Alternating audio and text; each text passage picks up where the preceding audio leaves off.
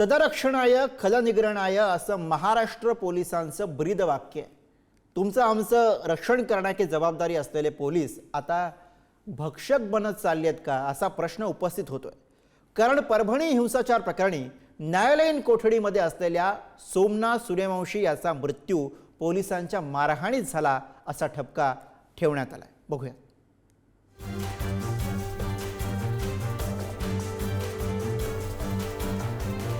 सोमनाथ सूर्यवंशींचा पोलिसांच्या मारहाणीतच मृत्यू झाल्याचं स्पष्ट झालंय। न्यायदंडाधिकाऱ्यांच्या अहवालात ही बाब समोर आली आहे। पोलिसांच्या मारहाणीतच सूर्यवंशी यांचा मृत्यू झाल्याचा ठपका ठेवण्यात आलाय। 451 पानांचा गोपनीय अहवाल राज्य मानवाधिकार आयोगासमोर दाखल झाला। सोमनाथ सूर्यवंशी यांच्या मृत्यूला पोलीसच जबाबदार आहेत। आयोगानं अहवालाची गंभीर दखल घेत पोलिसांना नोटिसा बजावल्या। राज्याचे मुख्य सचिव, गृह सचिव, अतिरिक्त पोलीस महासंचालक यांच्यावर गुन्हे दाखल करण्यात आले। सीआयडीचे पोलीस उपअधीक्षक यांना सुद्धा नोटीस बजावली।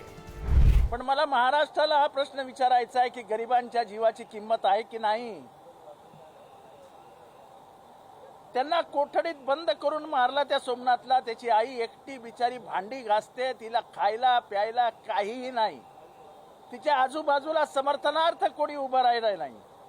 मला वाटतं सोमनाथ सूर्यवंशीला न्याय द्यावा लागेल। पोलीस कोठडीमध्ये झालेला मृत्यू हा नैसर्गिक नसून पोलिसांच्या मारहाणीमध्ये झालेला मृत्यू आता स्पष्ट झाला आहे। मला असं वाटतं की यामध्ये सरकार आता उघडं पडलेलं आहे आणि म्हणून अशा प्रकरणामध्ये सरकारने थोडा संवेदनशील असावं। एका दलित तरुणांचा खून घेताना ते लपवणं हे मला वाटतं की पाप आहे। परभणीमध्ये 10 डिसेंबरला महामानव डॉक्टर बाबासाहेब आंबेडकर यांच्या पुतळ्यासमोरील संविधानाच्या प्रतिकृतीची एका माथे फिरून विटंबना केली।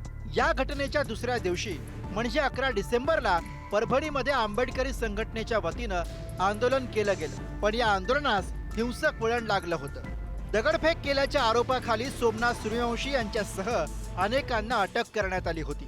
पण 15 डिसेंबरला अचानक सोमनाथ सूर्यवंशींचा मृत्यू झाल्यानं शंका उपस्थित केल्या गेल्या।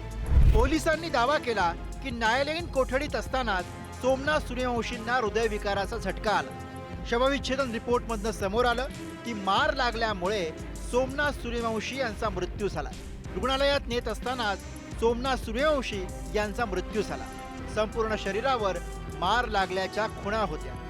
मी तर सातत्यानेच बोलत आले की महाराष्ट्राचा डेटा सांगतो। मी तर आता होम कमिटीवर आहे। केंद्र सरकारचा डेटाच सांगतो की देयर इज अ क्रायसिस। हे मी म्हणत नाहीये, केंद्र सरकारचा डेटा सांगतोय। त्यामुळे आणि क्राईम तो टीव्हीवर दिसतो ना रोज। हे काय मी सांगायचीच गरज नाही। रोज टीव्ही चॅनलला वा कुठल्या ना कुठला हत्या असेल, बलात्कार असेल, काहीतरी मारामाऱ्या असतील, या रोज वारंवार होत आहेत। खूप दुर्दैव आहे की महाराष्ट्रामध्ये परिस्थिती अशी आहे। जे कोणी पोलीस अधिकारी जबाबदार असतील त्यांना गृह खातं त्यांच्यावर कारवाई करायला सक्षम आहे। त्यामुळे विरोधकांना काहीतरी विरोधासाठी विरोध करायचा असतो। आता रिपोर्ट तसा नसता आला किंवा काही बनवून आणला असता तर परत विरोधकांनी म्हटलं असतं की हत्या झालेली आहे हे लपवण्याकरता यांनी वेगळं काही आणलंय। विरोधकांचं काम विरोधी भूमिका मांडणं असतं। लातूर जिल्ह्यातल्या रामली मुदगड गावचे सोमनाथ सूर्यवंशी हे अवघे 35 वर्षांचे होते। आपला करता मुलगा गमावल्यानं सूर्यवंशी कुटुंबावर दुःखाचा डोंगर कोसळलाय। सरकारनं दिलेली 10 लाखांची मदत या कुटुंबानं नाकारली होती। जे आता गोपनीय न्यायालय दंड अधिकारी साहेबांनी ही सगळे तपास केलेले आहे। त्याच्यामध्ये सर्व खरं आलेलं आहे। आता त्या साहेबाच्या त्या चौकशीमुळे सर्व सत्य आता घटना समोर आलेली आहे। म्हणून ह्याच्यावरती कारवाई झाली पाहिजे।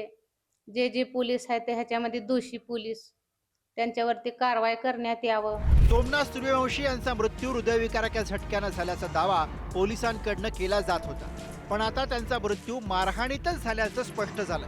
त्यामुळे आता या प्रकरणी पोलिसांवर कारवाई होणार का? अशा पोलिसांना सरकार धडा शिकवणार का? आता तरी सूर्यवंशी कुटुंबाला न्याय मिळणार का याकडे राज्याचं लक्ष असेल। अक्षय मुंढे, पुढारी न्यूज, परभणी।